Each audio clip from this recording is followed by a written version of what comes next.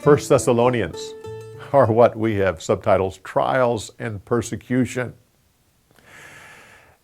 The book of Galatians and First Thessalonians are the two oldest books in the New Testament.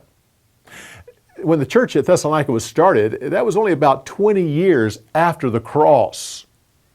The four Gospels had not yet been written.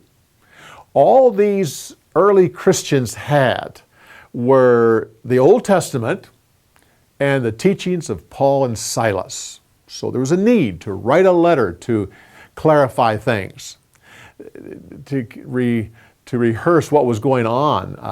When Paul and Silas and Timothy were at Thessalonica, there was riots and everyone was, that Paul had to leave the city.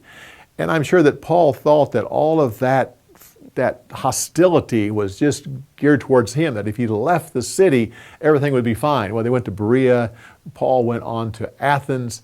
It was there that he sent for Silas and Timothy, only to find out that all of this frustration and all of this anger, all of this hostility had been turned on these new Christians. Paul was concerned. He knew he was able to handle it. After all, he was ready to be stoned and left for dead. But these new Christians. So he sent Timothy back to find out what was going on. Are they still there? Have they been able to withstand it? What was going on? Well, when Timothy got back, he told them how it's the talk of the entire area, how these new believers are withstanding trials and persecution and standing for God, and they're growing in number. Well, this letter is just it was a way for them to vent their joy, to just express how much joy they had for what was going on there. They sent the letter back, and well, there were some other needs as well. These new Christians needed to hear the rest of the story about persecution. That yes, you are going through persecution now, but there is a future and things will change. And he kind of delves into with that and talks about their need to understand that this is not the end of it. There's more coming.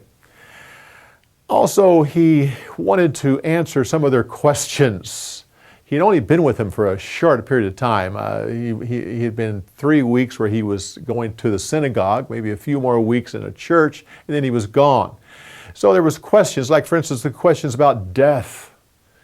The Roman society, when a person died, there was such a hopelessness. Death was the end of it all. And these new Christians looked forward to the coming of Christ so that they wouldn't have to die. But then some of their members died. And in their mind, that was the end of it for them. And Paul had to clarify this for them.